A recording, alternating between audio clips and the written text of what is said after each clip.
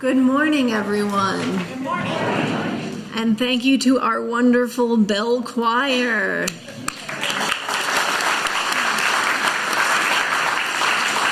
This is the first Sunday that I have had the pleasure of hearing them, so I am especially joyful this morning.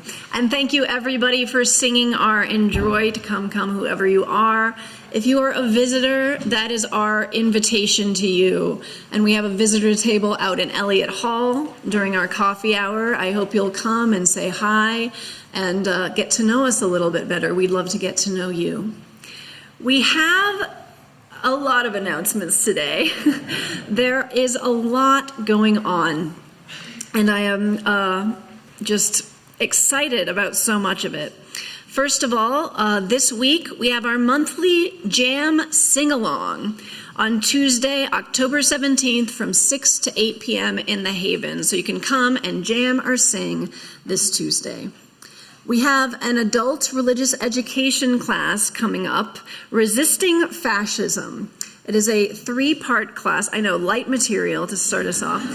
It is a 3-part class, October 23rd, 30th, and November 6th. It will be 7 p.m. in Elliott Hall.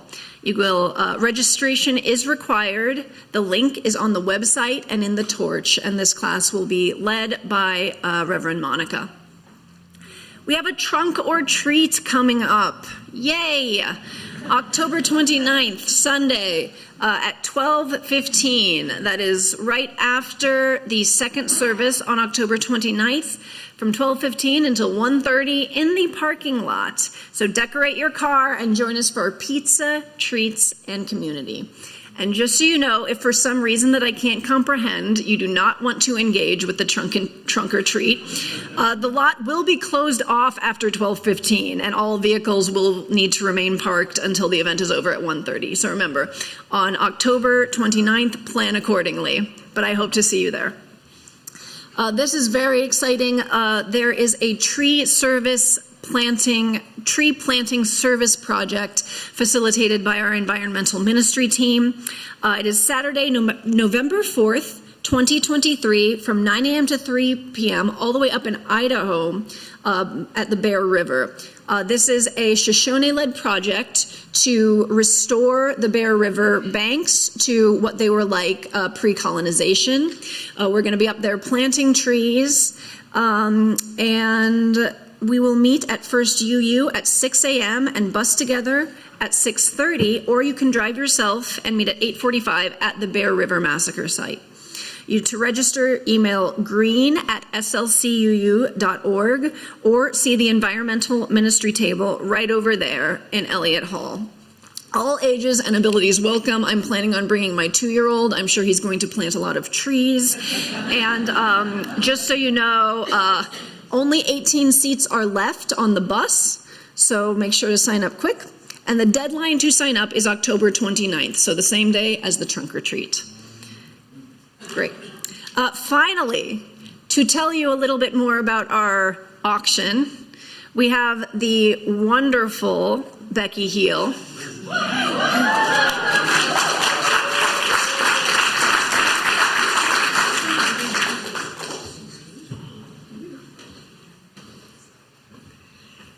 The future's so bright.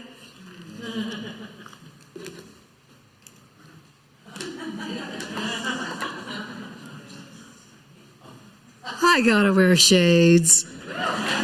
Thank you, Reverend Jay. It's November 11th. It's coming up in about a month. We're going to hold our annual auction, and all of you need to come. It's going to be another awesome affair. Today we've started selling tickets. It's a little bit complicated to buy your tickets, I'm sorry, but you have to go to the website. You have to register if you haven't already registered. Probably most of you are already registered because you went last year, but just check to make sure you're registered. They'll send you a code on an email. You have to put that code in, when you log in to buy your tickets. I know it's hard, I know. But outside in Elliott Hall, there'll be someone there, one of our really smart auction ladies will help you do that. So you can buy your tickets today, and of course you can buy them now, from now until the auction, but do it as quickly as you can if you would. We still aren't quite up to our sponsorship goal. So for those of you who've already sponsored, thank you so much. For those of you who have yet to sponsor, you can still sponsor. You can also give us things for silent auction. Our favorite things are experiences like dinners and fun things that we do together. So if you can put something like that together for our silent auction, we would be very appreciative, and so would all the members of the congregation. And of course, for our live auction, if you happen to have a condo, or you happen to have a vacation home, or you happen to just want to lend out the home you already have, just tell us. We'll put it up there for the live auction, and we can all bid on it, and we can make our $80,000 goal. So, Square, if you're not there, November 11th. See you then.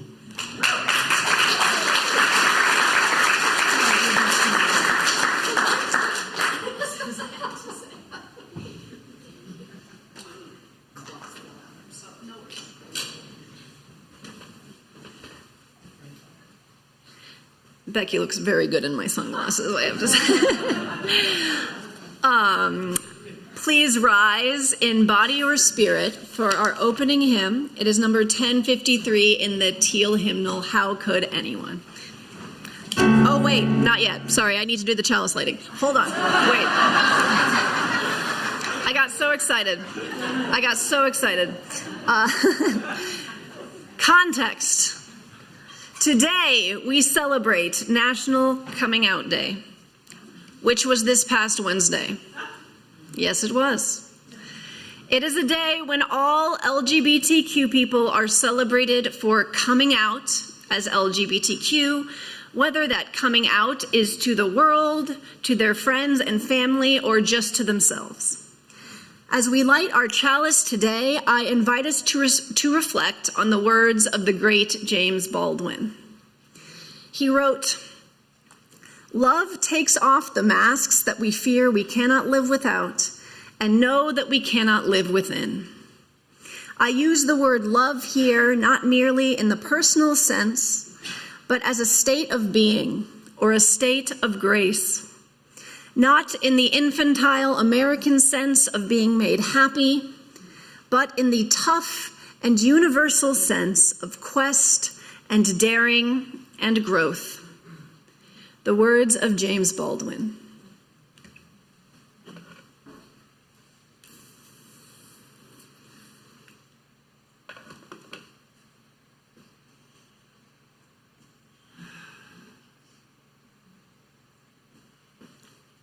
Now, please rise in body or spirit for our opening hymn, number 1053, How Could Anyone?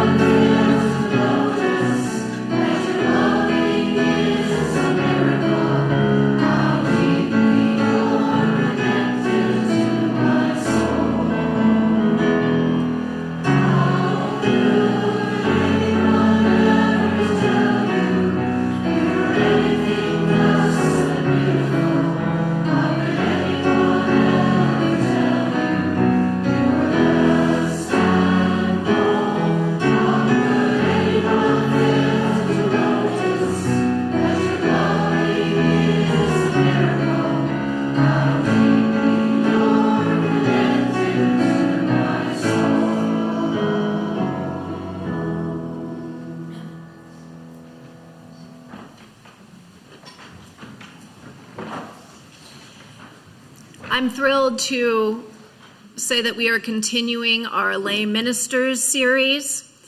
As I've mentioned before, the theme for the lay ministry for the month of October is fear, in honor of Halloween. And I'm excited to invite up today's lay minister, Oswaldo Ponce de León.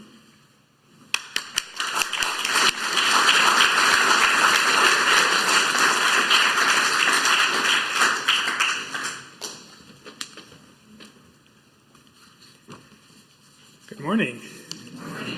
There's a lot more people this time around. So. All right. On New Year's Eve of 1999, my family gathered at my grandmother's home in our small hometown in Mexico. My parents, aunts, and uncles laughed, drank, sang, and danced, celebrating the end of not just another year, but the beginning of a new century. And while our parents celebrated, my cousins and I happily played with the toys that we had just received a week prior. Then all of a sudden, the happiness faded when one of my older cousins started telling us about something she had heard on the news, that when the clock struck midnight, the world was going to end. I remember feeling scared. I felt fear, a sensation that I had not experienced really before in my short 6 years of life. I cried and ran to my mom, where I found comfort in her arms, as I always did. Needless to say, the world did not end that night. And if it did, it has been the weirdest 24-year-long dream.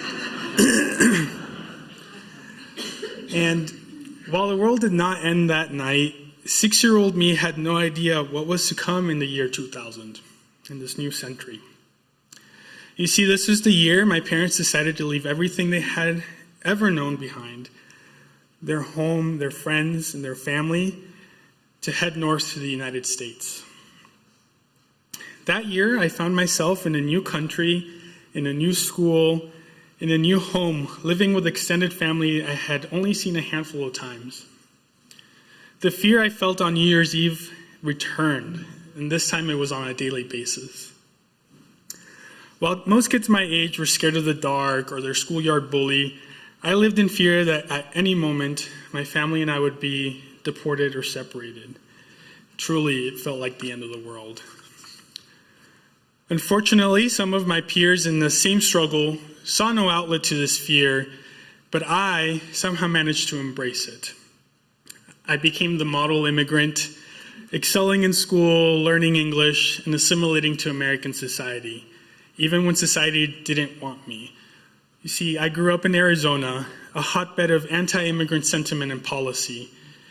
And while worrying about my high school AP exams or who I would take to the homecoming dance, I also feared that my parents would forget to use their turn signal coming home from work and end up detained, or worse, 500 miles south, across a border wall in a country we no longer called home. The end of the world. Throughout my childhood, teenage years, and young adulthood, I continued to live in fear that the wrong person would find out about my absence of immigration status, and everything I worked so hard for would be taken away. This is not what a young person should have to worry about, but nevertheless, I continued to embrace that fear. I harnessed that fear and turned it into energy, an energy that propelled me through college, an energy that drove me to once again leave everything behind, this time in Arizona, my family, my dog, my friends, and accept a job in Utah. And even though my future in Utah was still uncertain, I continued to embrace the fear and power through. The fear I grew up with led to some very dark times for me that I do not wish upon anyone, but it also made me the person you see today. Even though it was hard, the fear made me strong and resilient. Today, the fear is subdued but not gone. It has been transformed. I was fortunate enough to make it through this country's mess of an immigration system and became a citizen earlier this year. Thank you.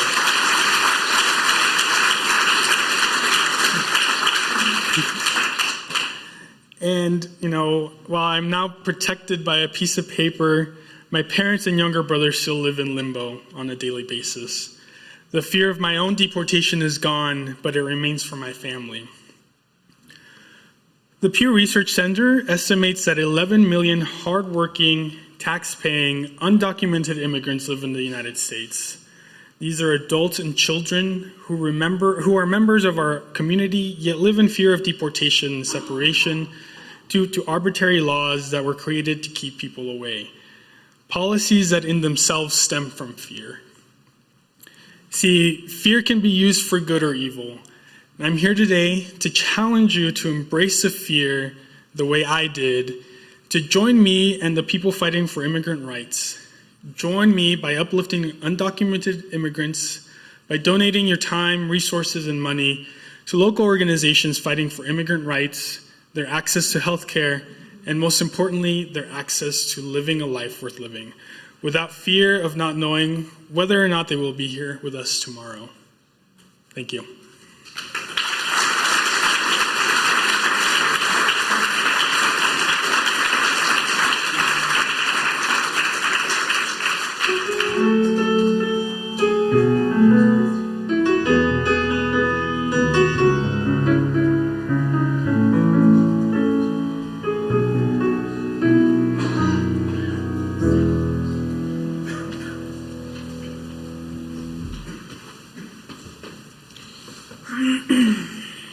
Thank you, Oswaldo.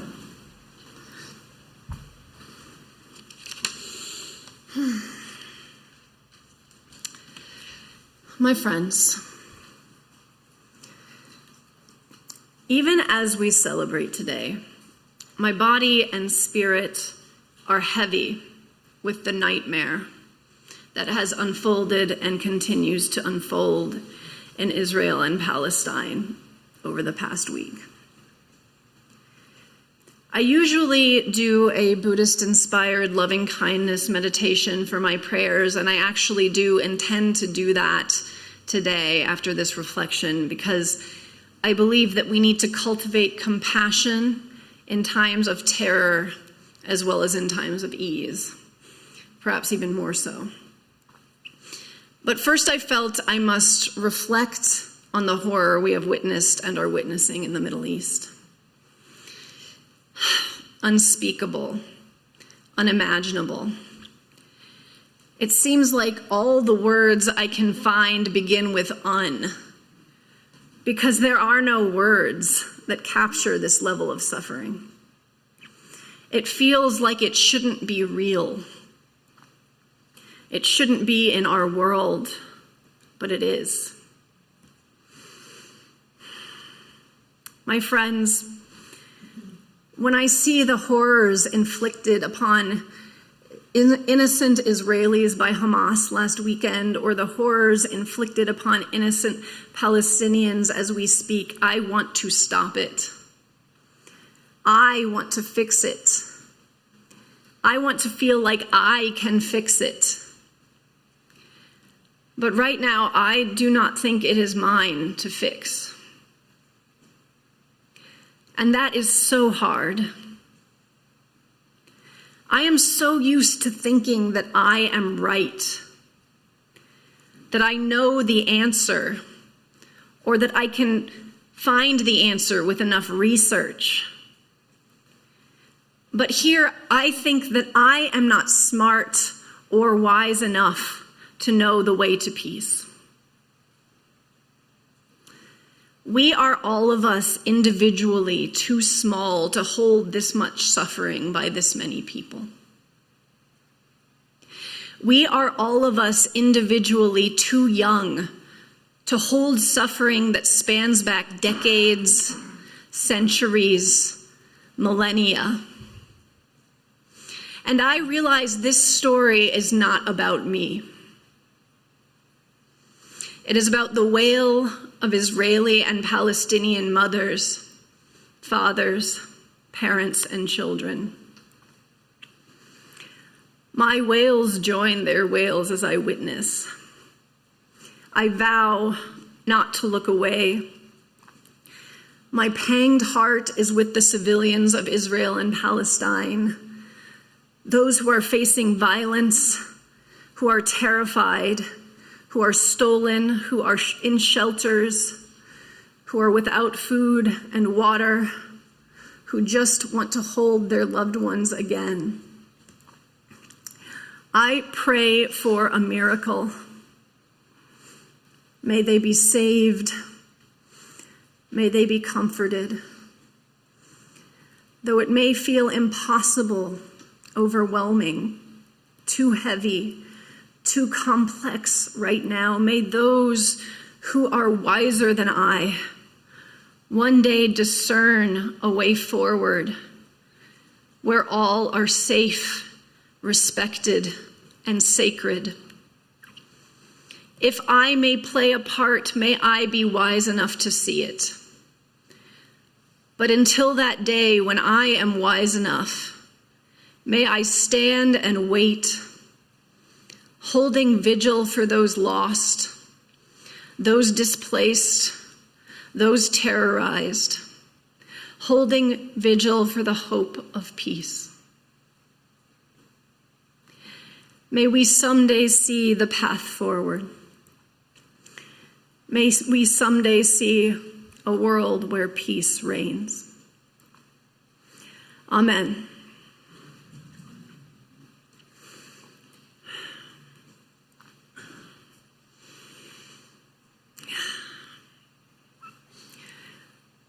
Now please, take a deep breath with me.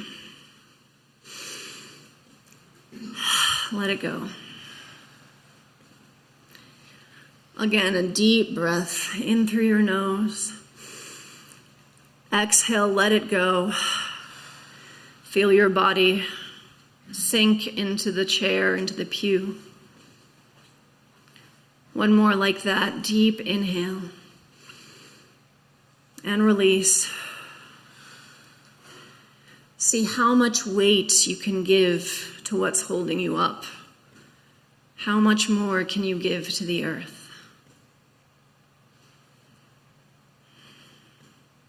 Close your eyes if that's accessible to you.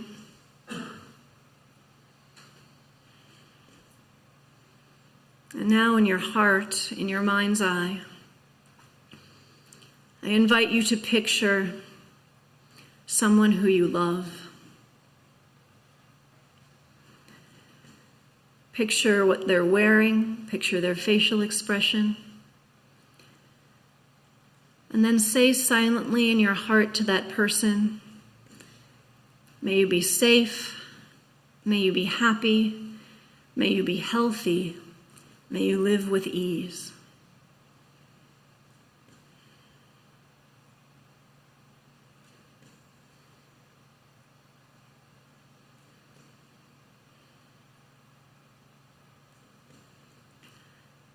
And now picture somebody who you love or you like very much, but they might not be the first person that you think of.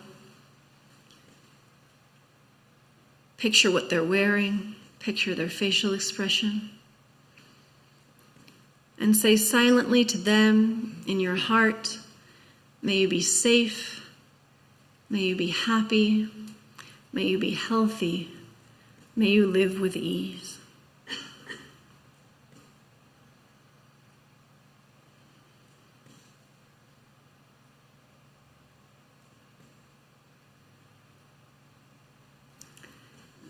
And now picture somebody who you like perfectly well, but they might be a little farther out on your circles, maybe a friend from church or an acquaintance from work or school. Picture what they're wearing, picture their facial expression, and say silently to them in your heart, may you be safe, may you be happy, may you be healthy, may you live with ease.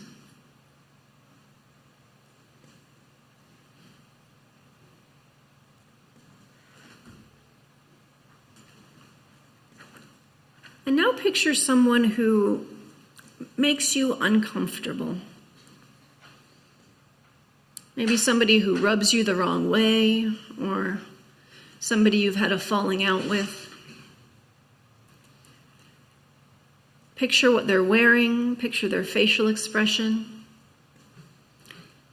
and say silently to them in your heart, may you be safe, may you be happy, may you be healthy, may you live with ease.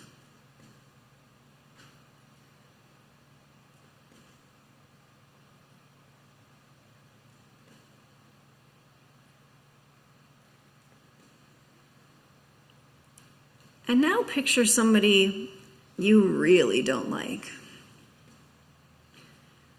On a bad day, you might even say you hate them. Someone who makes your skin crawl.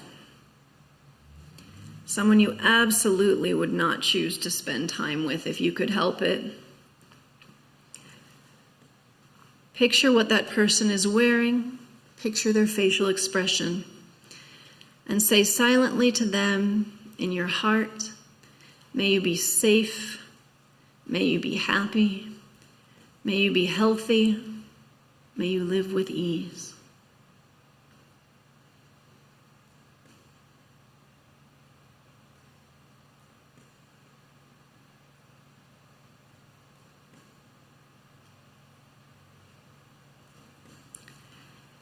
And now picture the whole world. Imagine all 7 to 8 billion people. All of their suffering. All of their joy. Try to hold all of that in your heart. And say silently, may you be safe. May you be happy. May you be healthy. May you live with ease.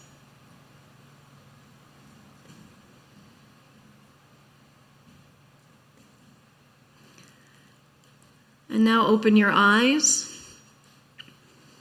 Take a look at your fellow congregants and visitors. Eye contact is encouraged, even smiles. And this time we're going to say to each other out loud, may you be safe, may you be happy, may you be healthy, may you live with ease.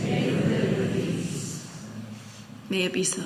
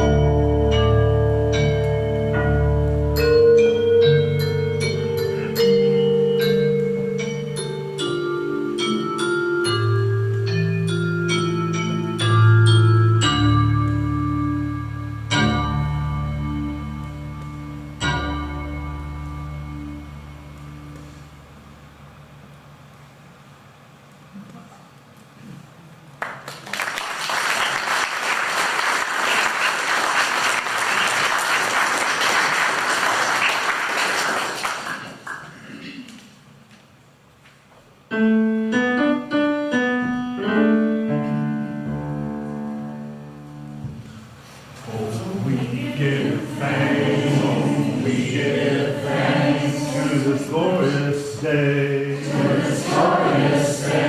For all gathered here. And those far away. For the times we share. And the,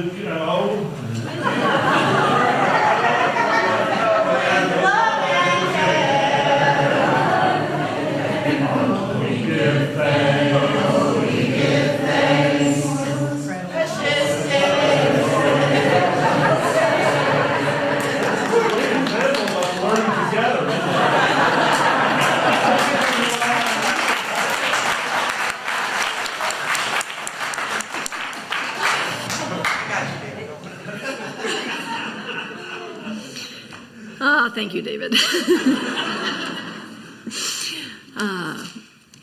National Coming Out Day makes me especially grateful to be serving in a Unitarian Universalist church.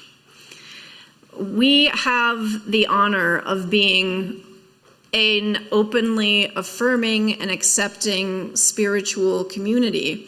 And not only affirming and accepting, but uplifting even. And that is sadly not as common as I would like it to be. Among all of the things that we do, we provide a spiritual home for many, many LGBTQ people, myself included. With that in mind, the offering for the work of the church will now be received.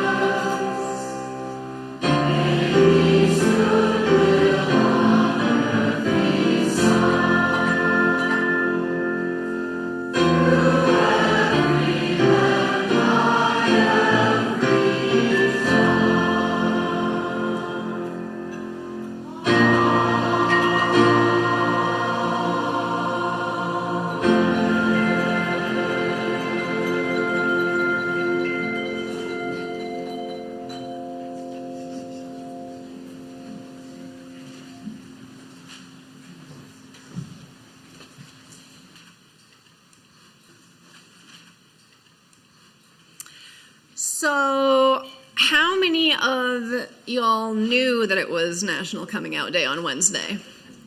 All right. Bonus points. Okay. Next year, I expect everybody to know. So, National Coming Out Day is a day where we celebrate those in the LGBTQ community. Everybody who is out, and we support and empower those who are coming out, whatever that means to you. Yay!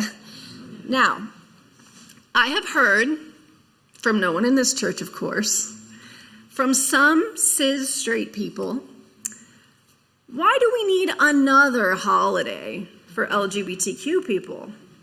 After all, don't LGBTQ people get a whole month in June? Do we really need a day in October, too? To that I say, our beauty sparkles too brightly to be contained by a single month. And besides, Pride is about who we are, whereas National Coming Out Day is about who we choose to share ourselves with and how. It is a day about communication and trust. I personally wish more holidays were about communication and trust. So National Coming Out Day is important, both socially and politically. It's been around since 1988, if you can believe it, and it was initially conceived as a way to encourage LGBTQ people to come out to family and friends. So some brief history for maybe our younger friends here. For most of the 20th century in the US, it was the norm for LGBTQ people to live mostly in the closet, meaning to feign heterosexuality and cisness to family, coworkers, and many friends. But the belief around National Coming Out Day was that once those with power realized that they had LGBTQ people in their circles, right, that they were family or friends, they would realize that LGBTQ people were human beings and deserved rights and respect. And in many ways, I think this belief did turn out to be correct. After all, my marriage is now legally recognized in all 50 states. Yeah. And truly, I never would have expected this in the 90s. And I think that it's due in part to the fact that so many people in the 90s and in the aughts and in the teens felt empowered and, like, maybe in some cases pressured, if we're honest, to come out. The more people that came out, the more people in power realized, I know LGBTQ people. And it turns out that they're not all depraved illicit libertines. At least most of us aren't depraved illicit libertines. In fact, most of us are pretty boring and basic. Just trying to live decent lives, pay our rents and mortgages, and love who we love. And seeing the boring basicness of many LGBTQ people allowed the boring basic people in power to see us as actual human beings, deserving of rights and respect.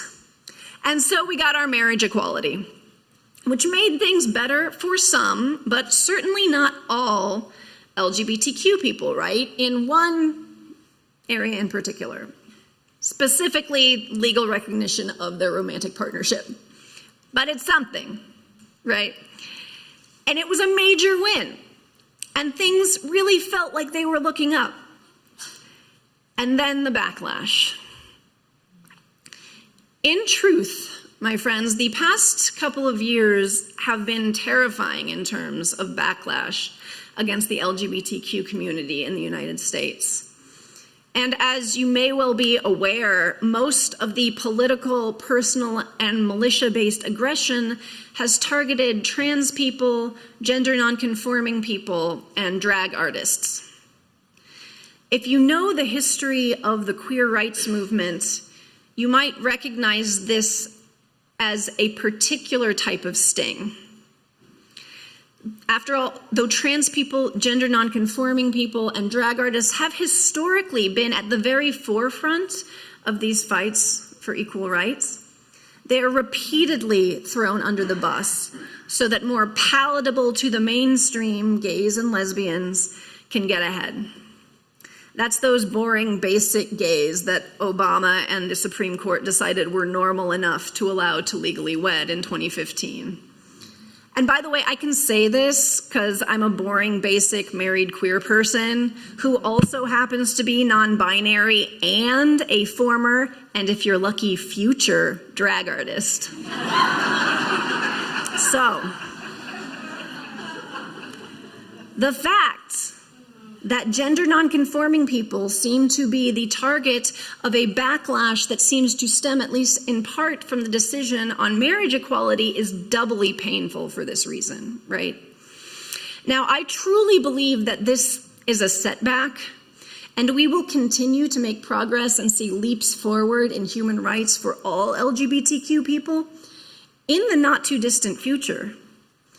But that is little comfort to those who are currently feeling the burden of terror and oppression. May we do what we can to support and lift up those who are currently bearing this weight. So, with all of this, what does National Coming Out Day mean in this current context?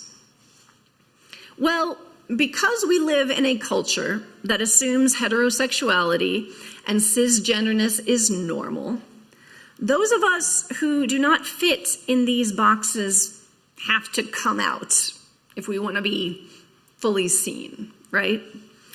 Or we have to announce that we are not that we are something else. That is why, for instance, my doctor last week asked if I live with my husband, and why when I lived in Texas, everyone just addressed me as ma'am. In this world we live in, for me to tell anyone I am queer, I am non-binary, I mark myself. It's scary the first time you do it. And most of the time it's still scary. Many of us lose a lot when we come out. And it's necessary to point out that those with intersecting marginalized identities, such as LGBTQ people who are also Black, Indigenous, or other people of color, or LGBTQ people who are also disabled, are often at risk to lose more than those who are otherwise privileged. So whenever I talk about coming out or National Coming Out Day, I always try to mention a few caveats. First, National Coming Out Day should never be used to pressure anyone into coming out. People know their own situations best. If a person knows it's not the right time to be out publicly, now or ever, then that is the right move for that person. And this is very important, okay? If you take away nothing else, take away this. Never, ever out anyone else, right? If somebody tells you that they are LGBTQ in confidence, there is a reason that it is confidential. You don't need to understand the reason. It is not up to you to decide when or how this person is out to others. Even if it'll make you look cool, even if you think it'll make you look like an ally, or you'll gain social capital by doing so. Even if you're sure the person you're talking to wouldn't care, and you're sure the person wouldn't care, even if you're drunk, do not out anyone, ever. All right? Okay, great. Back to the sermon. So I remember being terrified of coming out. I remember imagining what I might lose. But I also remember I knew when I needed to come out to everyone, not just certain people or in certain parts of town, but to everyone, even the people in my life who I feared would no longer be in my life. You see, there is a way of being half out.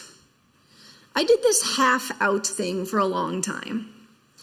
In high school in Indiana in the 90s, for instance, it was easy, even expected, that we would be out of the closet in drama club and in the closet pretty much everywhere else. When I went to college, it was even easier.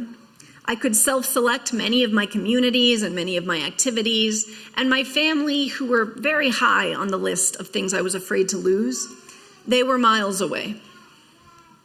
It wasn't until years later that I knew I had to come out to them, to everyone. I was in my 20s in a yoga teacher training program. We had spent hours practicing, and I was in child's pose. It's a fetal shape, that curled up one that approximates the curled up posture of a newborn. My forehead was touching the floor, and the teacher told us to imagine a field of fresh snow. Untouched, unbroken, ready to become. I saw the field, and it was clear to me what I wanted to become. There's a quote attributed to Jesus in the Gospel of Thomas. That's one of the early Christian Gospels that didn't make it into the canonized Bible. It goes, "If you bring forth what is within you, what you bring forth will save you. If you do not bring forth what is within you, what you do not bring forth will destroy you." In that moment, on the yoga mat, I saw myself in 4 dimensions. A direct line from the young bisexual teen that learned to hate myself, all the way to the self-destructive young adult who drank too much, curled up on that yoga mat. I realized that what I had not been bringing forth was destroying me. I needed to be visible, despite the consequences. In many ways, I was reborn in that moment, in child's pose. Now, since then, I've made the choice to live out. Over the years, this choice has caused me to lose jobs, friends, and family members, only some of whom I've reconciled with. For me, most of the time, I'd say it's worth it. But some of the time I do miss being half out, being stealth. There's a certain level of safety there, and I don't mean that in a dismissive way. It is a scary world, and LGBTQ people deserve all the safety we can find, especially those of us with compounded marginalized identities. But this is the choice that I've made, and so I keep going. It is as political as it is personal. Unfortunately, those of us in the LGBTQ community rarely get to separate the two, and it is constant work. Being in the closet is constant work too, of course, but being out is different. It can be exhausting to tell and explain and worry and be relieved every single time you go to CVS. I dream of a day when no one needs to come out because no one assumes their gender or orientation. But until that day comes, let us celebrate the mundane audacity of outness in all the ways we are out. If being half out currently works for you, then being half out counts. If you are only out to yourself, if that's working for you, then that counts. I celebrate you. I celebrate all those who are out or who are coming out or who will come out to the world. I celebrate all of those who are out or who are coming out or who will come out to some people. I celebrate all of those who are out or who are coming out or who will come out to themselves. Here I am, world. I am wonderfully queer and clear. Here I am, America. I am marvelously non-binary. Here I am, Salt Lake City. I am also bisexual, and yes, I can be both bisexual and non-binary at the same time because I do not subscribe to the binary, non-binary, binary. Now it's time to celebrate you. All right, are you ready for this? And there's going to be levels of this, so just do what you're comfortable with. But right now, if you identify anywhere in the LGBTQIA+ constellation, and if you are out to the people in this room, or if you want to be out to the people in this room, and also the people on the camera, if they can see you, if you want to be out to all of those people, I invite you to either stand up or raise your hand. Nice. All right, hell yeah. All right. Now, wait, yeah, keep your hands up. Good job. No, keep them up, keep them up, keep them up.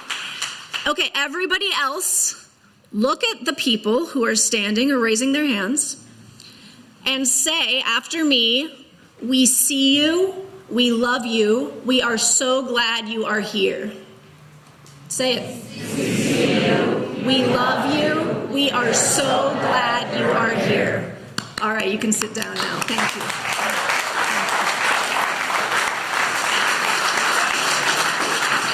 Okay, we're not done. Now, if you identify as LGBTQIA+ or questioning, and you don't want to be out to the people in this room, stay right where you are and don't say anything, but look inward at your beautiful spirit and say silently to yourself, I see you, I love you, I am so glad that you're here.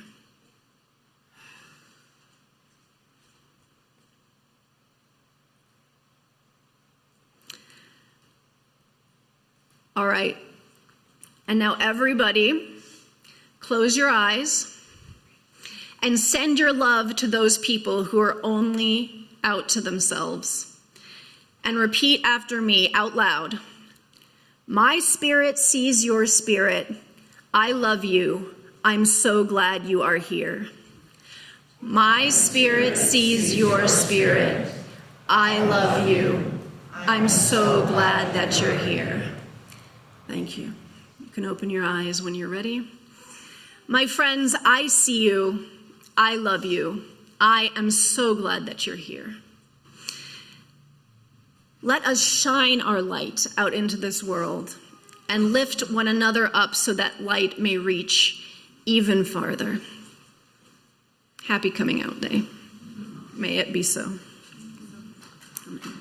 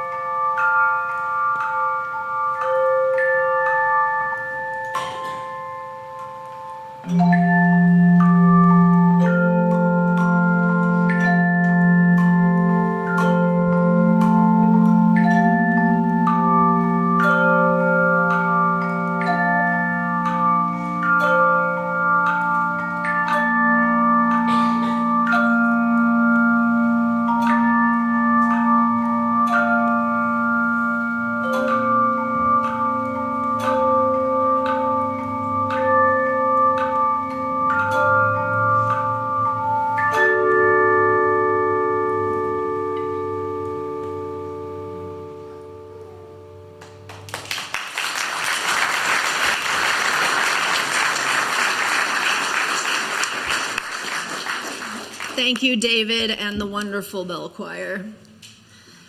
My friends, we end as we began with the words of James Baldwin.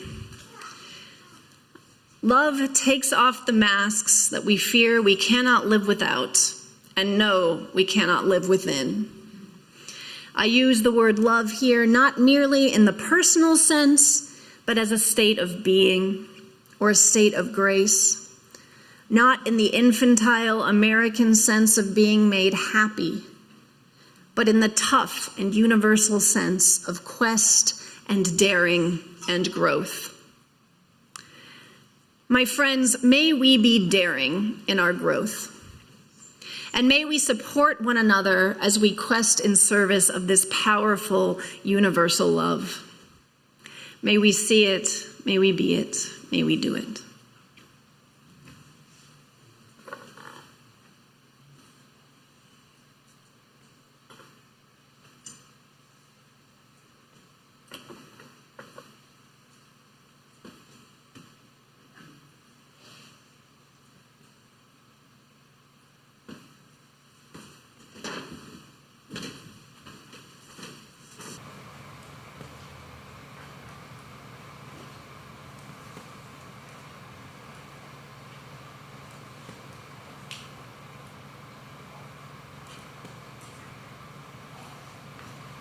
Somebody.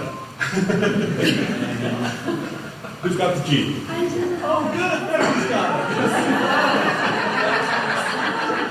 This is actually going much better than it did first. I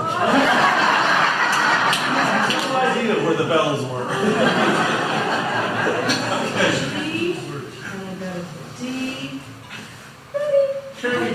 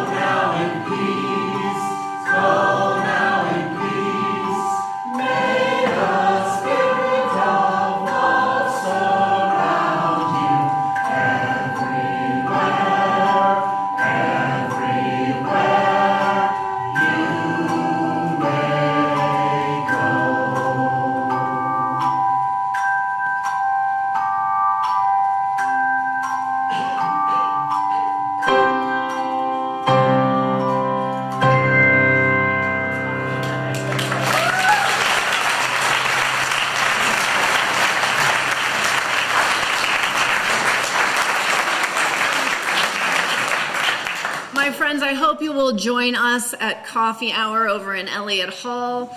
And if you would like a glitter blessing in honor of National Coming Out Day, come and find you, and I will mark your forehead with biodegradable glitter mixed with holy aloe vera gel. Yes, it is true. You can take the queer out of Catholicism, but you cannot take the Catholicism out of the queer. And just this anointing is not just for LGBTQ people. Everyone can celebrate National Coming Out Day and go to brunch all glittery. And you can just tell them that it was National Coming Out Day and you just came from church, and that should explain everything. I hope to see you over there. Go forth.